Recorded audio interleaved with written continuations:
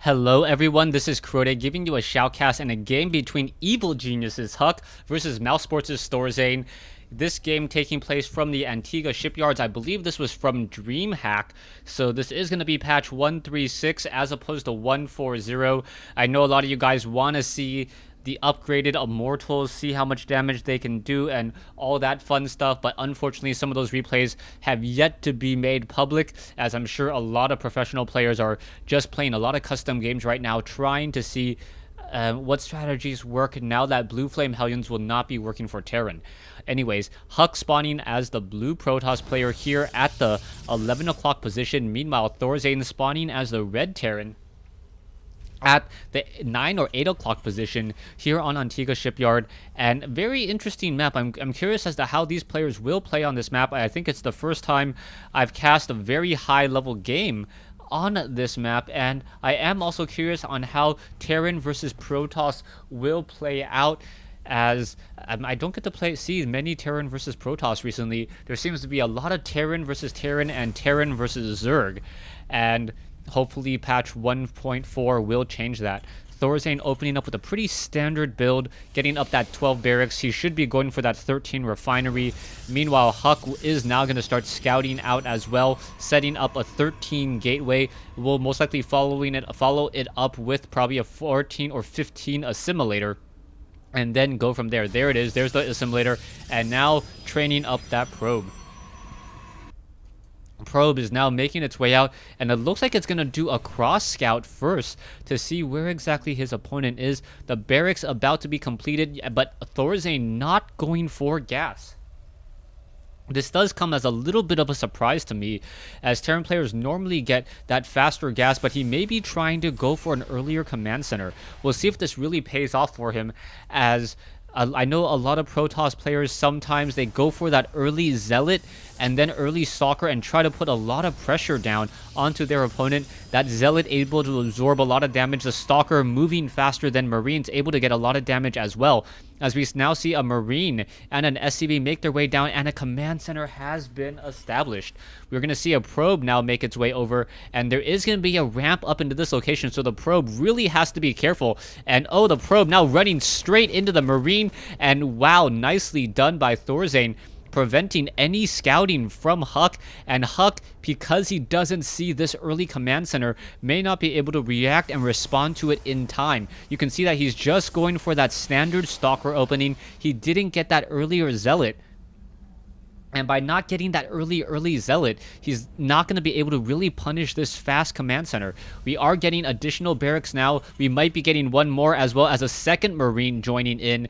And the Stalker will be the first unit that can really push their way through, but we may be still getting even more Marines. ThorZain now making up for the lost time behind on gas, now going into that double refinery play as this command center nearing completion. And oh, the probe does back off, and the probe still hasn't seen anything as of yet. A sentry is now being added. Where is that Stalker? The Stalker now perhaps trying to intercept the scouting SCV, but there's an SCV patrolling off over here. I'm a little bit curious as to why the SCV is just patrolling here, but it is going to protect and prolong the life of that SCV as the Stalker now returns back. And now Huck going into 2 additional gateways, so it may be a 3-gate expand of some sort, as he is also chrono boosting out of this warp gate as well, unless he tries to get one more gateway. But that would be rather odd, as Huck most likely is going to be establishing a nexus in just a moment to make sure he doesn't fall too far behind economically. There is a proxy pylon here. It is not close enough to warp in units along the far edge, so no real worries there at all. This one proxy pylon, though, will be able to warp in Stalkers down here and perhaps cut off units that are in transition. A Stalker now simply walking by. I believe it was revealed by ThorZain. No, actually it was not revealed, as the Stalker just doing a bit of patrolling, and this is really rather frustrating for Huck. Huck doesn't know what his opponent is doing, and unless he goes for a robotics facility, won't really be able to do anything at all. Huck now moving out with a 3-gate pressure, warping in sentries down over here, and it may be enough. The sentries do have a decent amount of energy. There is that one bunker up on the high ground. That Stalker exchanging shields for damage on the bunker. The SCVs are trying to repair as well. SCVs may be able to get a little bit of damage there as the Marauder is back over here. As soon as the Marauder is able to get inside that bunker, that bunker with the Marauder has a range of 7, and the Stalker will not be able to do very much at all. The Marauder, however, does not have... Oh, double Marauders inside the bunker now. And, oh, the Stalker, down to 17 hit points, is forced to return home. So 5 sentries now returning home. You can see the Nexus has been established by Huck as Stalkers are now being added as well. So there is going to be a large number of Stalkers.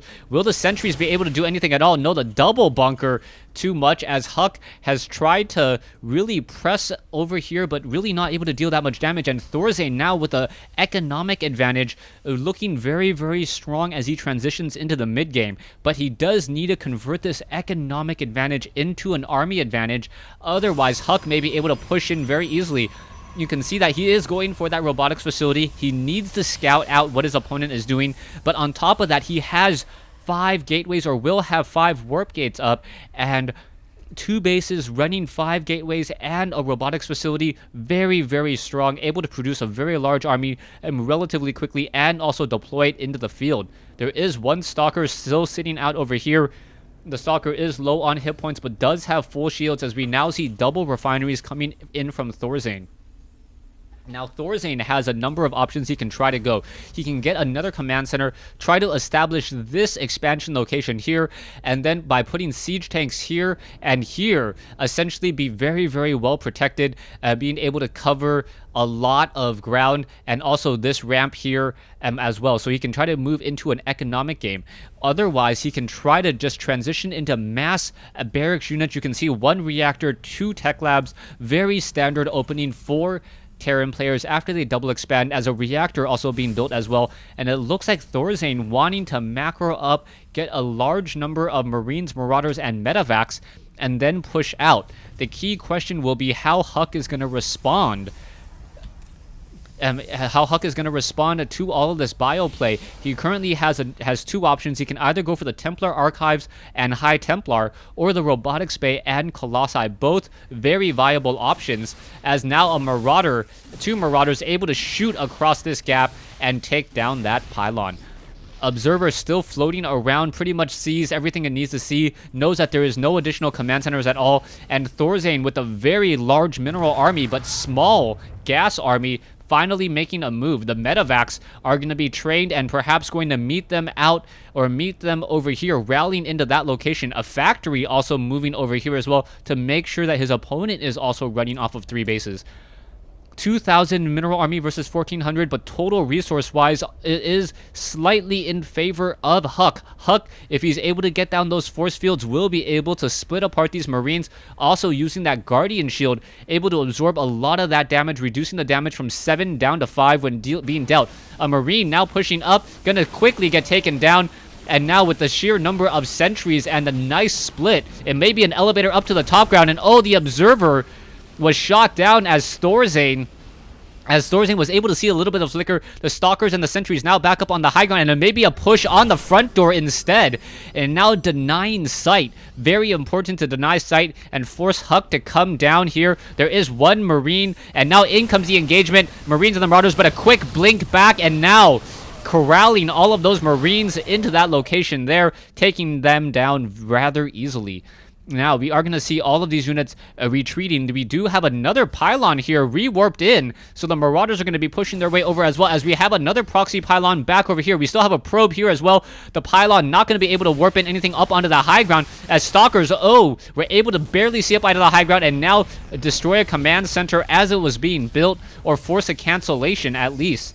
Another pylon now warping in, as well as Huck may be able to lay down the pressure, but he has really no way to deal with the massive number of bio units. No high splash damage at all. He could try to blink up onto the high ground, but if he blinks up onto the high ground, his time would pretty much be limited, as the cooldown on that blink would leave a very, very vulnerable opportunity. Stalkers are blinking back, able to once again live and fight another day. We do see a factory hiding off over here, as Huck now warping in a pylon, hoping to perhaps establish an expansion here in just a moment. Robotics Bay now being added, command center being established, now just testing the front door once more, and the Stalkers are really starting to abuse their shields by constantly attacking and then blinking back at the last moment, right as the shields are dealing some damage. Oh, one Stalker doesn't blink back in time. Both sides are engaging. Stalkers are now going to be forced to run as the Marines and the Marauders are going to be able to perhaps snipe down one or two of those Stalkers. And this is going to be very, very bad news as another Stalker may get taken down. No, able to back off just in time.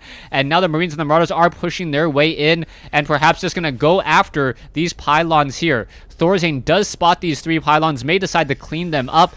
Still has one observer, never mind, as ThorZain doing a quick scanner sweep in order to deny it. Stalkers are pushing in once more. Who will be able to deal the most amount of damage? It looks like Huck does not want to engage at all as this command center about to be completed.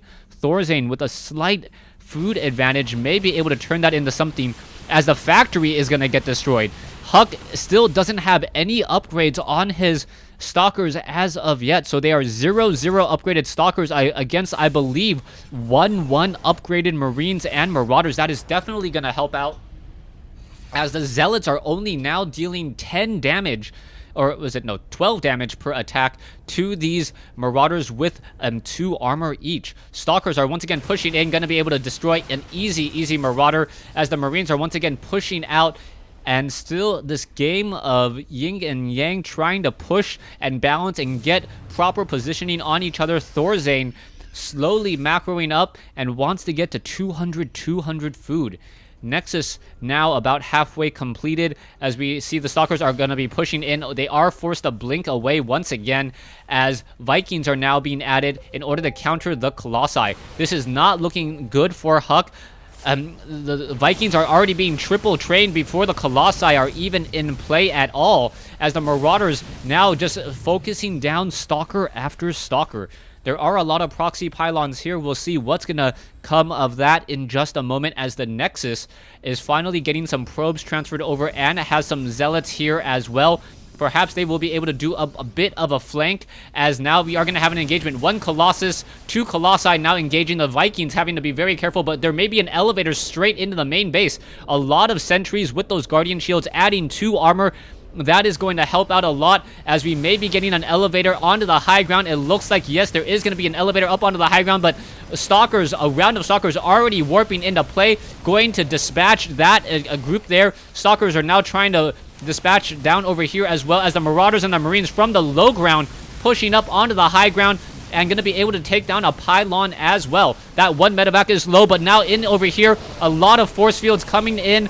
Zealots are now pushing in, as well as the Colossi have bunched in all the units. ThorZain was not engaging with those Vikings, and that was an issue. The Vikings finally attacking, but I believe it was too little, too late. 1 Marauder may try to focus down the Colossi. Yes, both have been destroyed. Stalkers are now blinking in to finish off the rest of that, and a horrible exchange for ThorZain, as ThorZain not using his Vikings to destroy those Colossi and ending up losing a lot more of his bio barracks units than needed. Both players are running off of 3 bases. Income 69 versus 63. Not that many worker kills. It's mainly been army versus army, as we are now going to see Huck but just try to saturate perhaps another base, or he may be pushing here. Now, you got to be very careful. After ThorZain has lost that battle, he needs to play it a little bit more safely. Make sure that any engagements he trades effectively. Stalkers are now pushing in, but now quickly blink away once more. No tanks at all, so only Marauders will be able to go against those Stalkers. The Stalkers are upgraded 1-1. And now the Marines and the Marauders will be upgraded 2-2 as well, but the Stalkers will be upgraded 2-2 a little bit more quickly, as the Stalkers are being very careful. Back over here, you can see that there is essentially no defense at all at the 3rd base. ThorZain getting a little lucky that he doesn't have to deal with any fighting, as we are now going to see a command center lifting off. Stalkers are blinking back once again. It looks like this orbital command wants to establish at the gold mineral patch and then call down a lot of mules in order to replenish that army. ThorZain now able to build up a larger army than Huck at this point. We are getting more Colossi, though. 2 Colossi currently in play. Level 2 weapons upgrade about to be completed as SCVs now making their way over. Gonna try to repair this orbital command, but that's not going to be good news as no, the Marines and the Marauders able to get there in time. Currently sitting on 6 ghosts from ThorZain. So ThorZain, if he is able to get some easy EMP shockwaves, may be able to deplete all the shields on the Colossi and as well as the Stalkers, as the Colossi have 150 shields, will need 2 EMP shockwaves. Stalkers now being forced to pull back. The Vikings being very careful to only focus on those Colossi while trying to be outside the range of those Stalkers. Still a slightly larger army from Huck, 65 workers compared to 67, 25 zealots. So those zealots are going to be very difficult to stop as we are now getting another expansion off over here as well. So both sides establishing their 4th space, but ThorZain now with the stronger economy ever so slightly with the addition of those gold mineral patches. 4 Colossi in play. It looks like an Archon has been added as well. The Archon is not going to be that effective against those Vikings as the Colossi are now trying to push in. It looks like the Vikings going to focus down one Colossus, another Colossus, more EMP shockwave. A great engagement here by ThorZain, I believe. The Colossi will fall, and now the Marines and the Marauders just need to push their way in order to deal a lot of damage. That was a great engagement by ThorZain, as I think Huck got caught completely out of position. And now a medevac looking to perhaps do a drop over here on the top right and destroy that expansion location. The medevacs, the ghosts, do not have enough for another EMP shockwave. Vikings now going into ground mode, and Ghost just trying to fight back as well. The Vikings do not have any weapons upgrades, but going after those zealots, more damage being had, and now trading very effectively as the Marauders and the Marines looking to destroy this expansion here, and now also having a large army pushing through the center. Now we'll see what's going to be happening. Vikings going to go after an easy pylon, but ThorZain doesn't want to press his advantage. He wants to try to play it safe, even though he has a 70 food advantage at this time, as another round of zealots now coming into play. Vikings in that ground mode, both sides gonna try to engage. The Marines and the Marauders are upgraded 2-2. Vikings upgraded 2-2 as well. But Huck being forced to run away, and running away from Marauders, always a very dangerous proposition. Now you can see ThorZain sitting on almost 3,500 resources, getting additional refineries, needs more gas, getting level 1 ship upgrades, in addition to level 3 infantry upgrades. Now Huck, on his last leg, says GG, as the Marauders and the Marines were able to drop in over here. So, Huck losing game 1 in this series. Stay tuned for game 2.